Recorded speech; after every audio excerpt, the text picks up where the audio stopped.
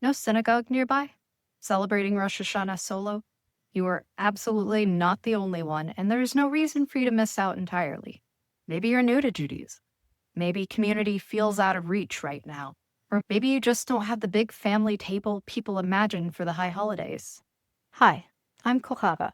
I'm a Jewish convert, and I've been helping people convert to Judaism since 2010 through my blog, buildingajewishlife.com. I've been there for many high holidays during my admittedly long conversion process. It was just me, a prayer book, and a lot of feelings. What I learned is that those days can still be powerful, even when you're on your own. This is part 1 of the High Holidays at Home series. Today we're covering Rosh Hashanah. The next video will cover Yom Kippur at home. So make sure to subscribe so you're notified when that video drops.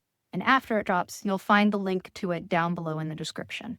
So I'm going to walk you through some rituals you can do at home this year, meaningful ways to connect spiritually, and the practices that changed how I approach this season. Before we get into the specific rituals, let's talk about preparing yourself for this season. First, I want you to set an intention. What's your goal here? Take a moment before Rosh Hashanah to ask yourself, what do I want this new year to hold? It doesn't have to be big or lofty, just something that feels real and meaningful to you. Second, gather your supplies. If you want to join me in some of these rituals, you'll need things like apples and honey, candles, maybe a journal or a notes app, a shofar or a recording of a shofar, a new fruit you haven't had for a while, and copies of the blessings and prayers you want to use. Ideally, you would have a machzor, which is a prayer book that is specific to a certain holiday, in this case, Rosh Hashanah. That's best. But you can use a regular prayer book, the Siddur. It just might require a little more flipping around. You can also find free copies of a machzor, a little hard to navigate, but usable, on the website Sepharia, sefaria.org.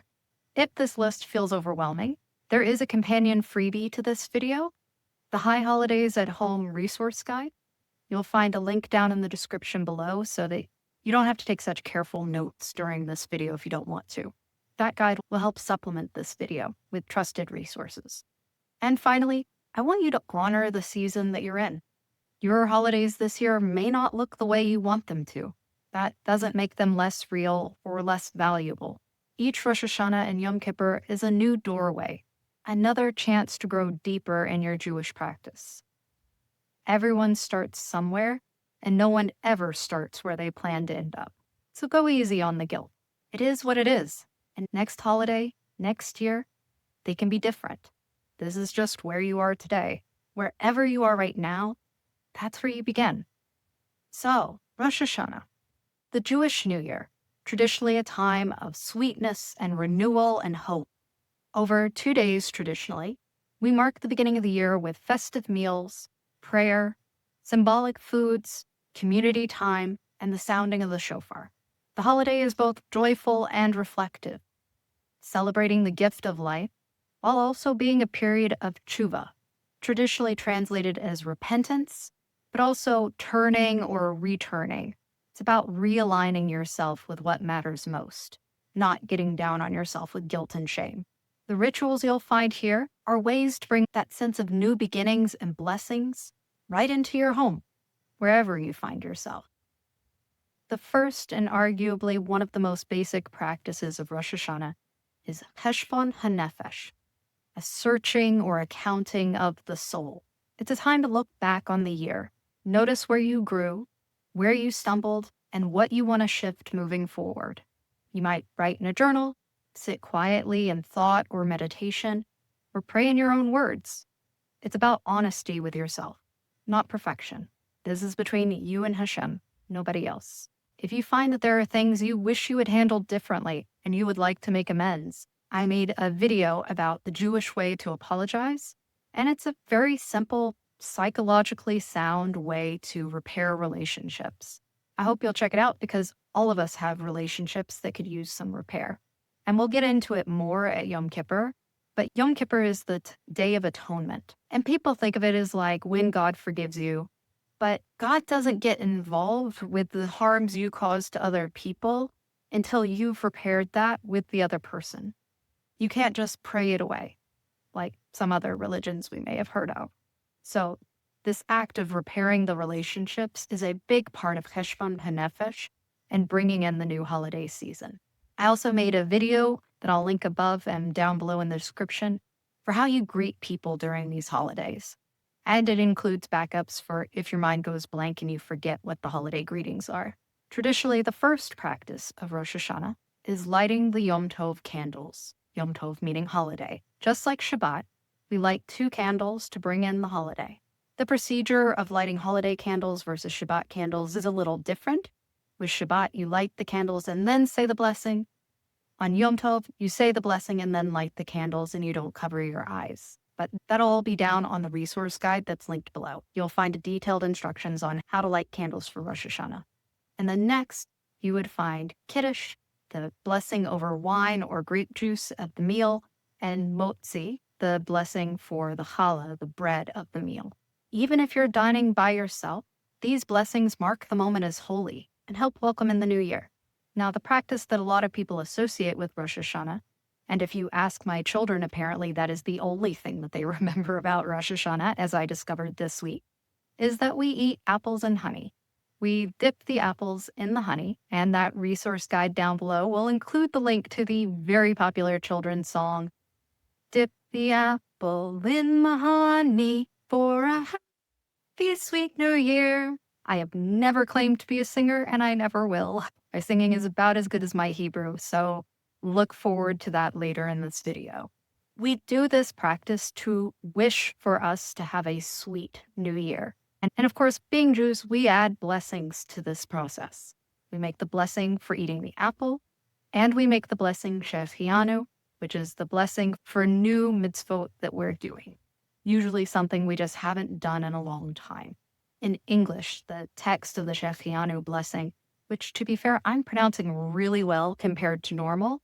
I don't know what's up today. Maybe today will be a good Hebrew video. So the translation of that is, "Blessed are you, eternal our God, sovereign of the universe, who has kept us alive, sustained us, and enabled us to reach this season." Basically, a blessing on the blessings of our lives. I think it's a really powerful Brachot, and I have a whole video that introduces you to it in a really short and easy way, and it includes the full pronunciation of it for you if you would like. A lot of people add a simple wish, like, "May it be your will, our God, to renew us for a good and sweet new year."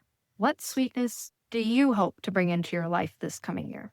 Tell me down in the comments below. I'm very curious what you have to say. On the second night, for the Shehecheyanu blessing, we also eat a new fruit. People get into debates on how new it has to be. Is it something you haven't eaten in a year? Is it something that you just haven't had in a while? People come down differently on that question. If it feels new to you, go for it. A lot of people try to eat fruits they've never had before. Star fruit is a really popular place to start for a lot of people. Besides apples and honey, there's a lot of other symbolic foods people eat on Rosh Hashanah. The most common is probably a round challah, a round loaf of bread. Challah is any whole bread. It can be as small as a roll. It can be a big bread. As long as it's not sliced, it can be challah. So don't feel like you have to go out searching for a specific type of braided challah that you've seen on Instagram. The roundness symbolizes the cycle of the year, new beginnings. We also have pomegranates, which are full of seed, like the mitzvot that we hope to bring into our lives. If those feel out of reach, that's fine. This is a tradition. It's not a rule. But if you can add at least one symbolic food to your table, or the apples and honey, it can help connect you to Jewish tradition in a tangible way. Now let's come to the central mitzvah of Rosh Hashanah, hearing the shofar. In the video that I made about Elul, I mentioned that listening to a recording of the shofar is just fine and totally acceptable if that's what you have access to. On Rosh Hashanah, tradition does say that you should hear the shofar in person, but again, if that is not a reality for you, recorded is better than nothing, especially as it gets you used to these traditions, and God willing, hopefully next year you'll be in a position to hear it live. Make do with what you got. We are a practical bunch here on this channel. The shofar is supposed to be kind of like a spiritual alarm clock. It should wake you up to the year ahead, to the growth that you need to go through, to the presence of Hashem. As you listen to the shofar, take a deep breath, pause, and notice what comes up for you. You may find that it stirs some pretty serious emotions in you. But on the flip side, you may find that it's just loud, and that's okay. Not every moment is a spiritual moment of enlightenment. Sometimes you're just not there for it, but still we show up. That is how you build a life. One choice, one action at a time. Sometimes for you, rituals will fall flat. That's okay, and that's normal because we are human beings.